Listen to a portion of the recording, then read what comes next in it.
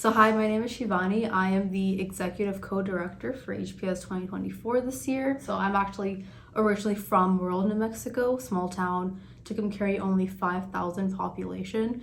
So I'm very familiar with rural New Mexico and then New Mexico as a whole because I've been living in Albuquerque for the last 9 years now, crazy to say. And I am also majoring in biochemistry and I'm minoring in health medicine human values. I'm a senior and I will be attending medical school in July of 2024 at the UNM School of Medicine. Congratulations. Thank you. Getting into medical school was definitely the biggest accomplishment. Yeah. But I would say just the steps to getting there also is, accomplishment in itself. Getting those clinical hours, it actually, deciding that there's something that I want to go into, that's something I see myself doing, that is on its own something that I feel like is not very talked about. Mm-hmm. And just having that guidance, and thankfully for me, HPS provided that guidance. I actually decided to come to UNM as a result of HPS. I wasn't sure if I wanted to go out of state or stay here, but I knew I wanted to go to the School of Medicine here, and going to HPS made me come to that decision. I actually went to HPS as a junior in high school until HPS 2019, and that made me realize, okay, I want to go to UNM. I'm not sure for undergraduate, but definitely for medical school. And I applied to the program, the BAMD program, and I got accepted through the MERGE program, but I still chose UNM as my school for undergraduate, and I'm very happy with that. I call New Mexico home. I love the UNM campus, and I want to be able to provide, through HPS, be able to provide those who need that help also. Just to decide, hey, even though it may not be UNM, but just to give them that hand, hey, this may be something that you wish to pursue in healthcare, and that in itself I feel like is a big accomplishment. And then, getting there and actually getting accepted is another accomplishment in itself. So I think that the Health Professions Symposium HPS is the biggest, most vital resource that anyone that's even just remotely interested in healthcare should attend, because you learn so much. You're not just learning about medicine or just learning about dentistry. You're learning about all the careers out there. As someone on the committee, I still am surprised every single year when I see workshop about something or table about something. I'm like, wow, I didn't even know that was a possibility out there. And I start thinking like, wow, should I have considered that if I had known, Yeah. But regardless to say, I think it's a huge opportunity for anyone to attend that, is even slightest bit interested in going into healthcare.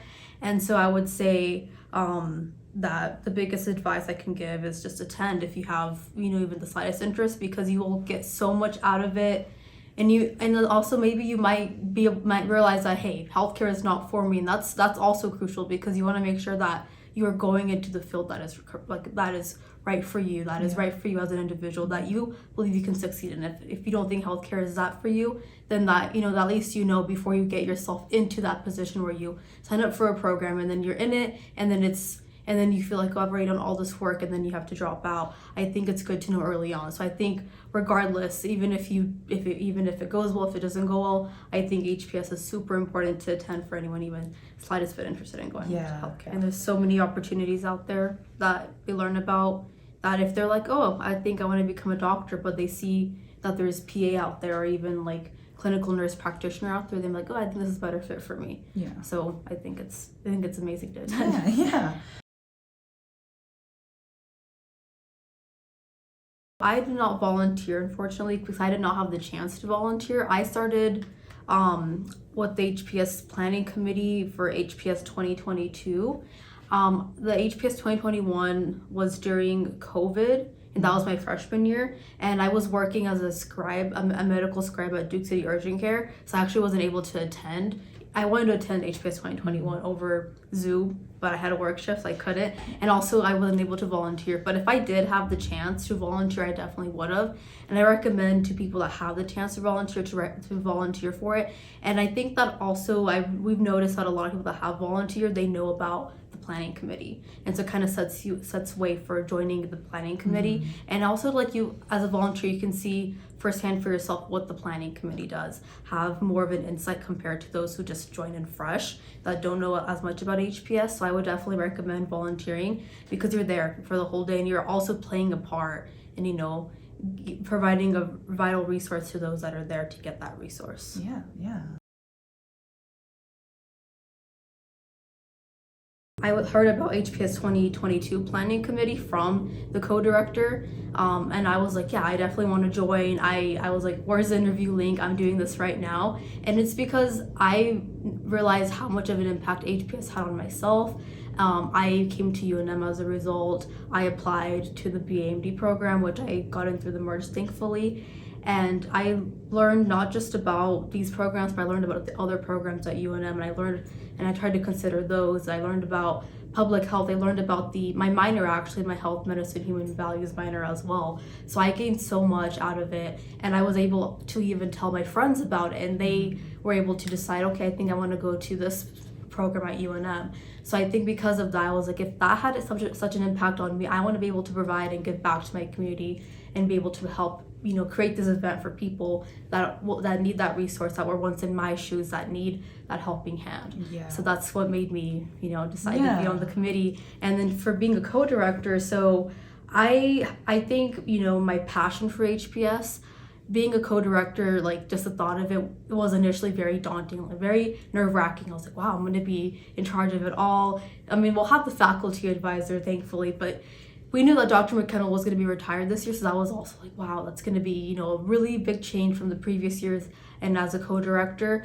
But my passion for HPS drove me to take this position. I was like, no, if I'm being offered it, I would love to be there taking the decisions.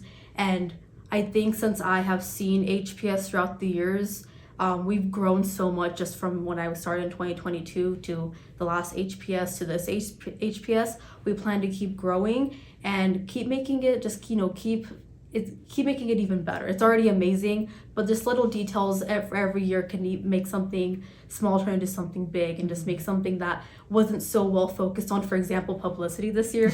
We want to make sure it's, you know, it's already going amazingly, so good job to you and your team. Thank you. But I think that just, you know, like, being a part of it, and we had ideas. I would think last year we started, the other co-director, he thought of tablets. So that's something that we started doing that's new. When officially this year we want to focus on our publicity, and actually our main goal for this year is to have the number of registrants match the number of attendees. There's been some discrepancies. It's only been like 60 to 50% that actually attend the event. We want to get that number higher. We want to actually get people that registered to actually show up to the event itself. So I think, you know, just things like that, I'm like, okay, HPS, yes, it's the same thing. We do the same thing every year, but I want to be a part of making it even better and, like, leaving an impact. We want to make the program, the workshops more diverse every single year. We want to have something that's never been seen before every single year, that even to the point where, you know, co-directors and people on the committee are like, wow, like, that's so interesting. I want to attend that workshop, you know? So, yeah. I've been thinking about how much I've learned, like, logistical, like, planning. I've never, like, I don't think a lot of people can say they've planned, you know, this giant conference that happens every single year, a giant symposium. And so I've definitely learned a lot about all of the things that go into planning. And as a co-director, I would say I've learned more about each committee themselves and how each committee, what they do and how it's so beneficial. Previously, when you're just on, I started out with outreach, so I knew only about outreach. And then last year I was doing facilities, and we started working more with other committees, like such as finance. But as a co-director now, committees I've never actually done anything with, like sponsorship, for example. I don't know much about financials, but this year I'm learning more, and I'm understanding not just how HPS needs to function, but I'm also learning more about the other, you know, organizations that we work with at UNM, such as ASUNM and SGAO, how those organizations work and how they supply their money, and how, you know, everything just kind of goes hand in hand. So that's one of the insights I've gained. Another insight that I've gained, most notably just from being on the facilities team and being the leader for that last year, is I need to be more, like, I need to be assertive. And I've noticed that people do not take undergraduates and students very seriously sometimes. They're like, oh yeah, you're just an organization, you're putting something together. But I think that whenever, no matter what it is, even though no matter how big or small an organization is or what you're striving for, you should always get your point across. Like, no, this is important to me. I need this done by this date, because they're in facilities, the sub, Pats was okay actually, but catering and sub, it's sometimes as if, oh, we say to do this, and it's it's kind of like, yeah, we'll get it done, but it's like you have to keep nagging. And I think that's something that a lot of people may find that's outside of their comfort zone, having to keep pushing and being like, hey, you don't want to come off as intruding and imposing on them, but you sometimes need to do that whenever there's something at stake there, no matter how big or how small it is. So I think that's a big insight that I gained, is you need to just be more assertive, and you need to say, hey, this is what I need, and be confident with it too. Just you need to say, this is what I need, I need it done at this time, this is what's going to be affected by it if it's not done, and these will be the consequences. So I think that's something that's very important. And then another insight that I've gained is that I did not realize, so I went to a rural high school, not a high school, but a rural middle school myself, in Tucumcari, New Mexico, and elementary school, and I had never realized just how difficult it may be for other high schools and schools around the state to get into contact with administrators and principals of that school, just because of how rural it is and how things may not be updated on the websites and phone numbers are not updated. Because whenever I was on the high school outreach team, that was my first year being with HPS, we had to make so many calls, emails would not, get to the right person.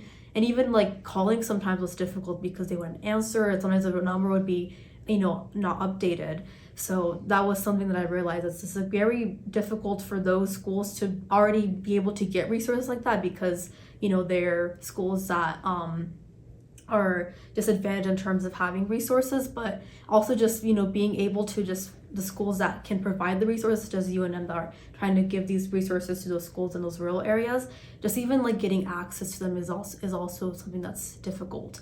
And I think that, it's easy to just get frustrated and just be like, okay, like I can't keep doing this. But I think that whenever that there's so many students out there that may need this resource, you have to keep persevering and pushing through and keep making those calls and trying different contacts and trying what you can, calling a school that in, nearby that school to be like, hey, do you know anything about the school? Did they change their number? Did they change, has their website not been updated? And, that can even lead to, solutions. So it's kind of thinking outside of the box for those schools and persevering, because that there is students out there that need that resource.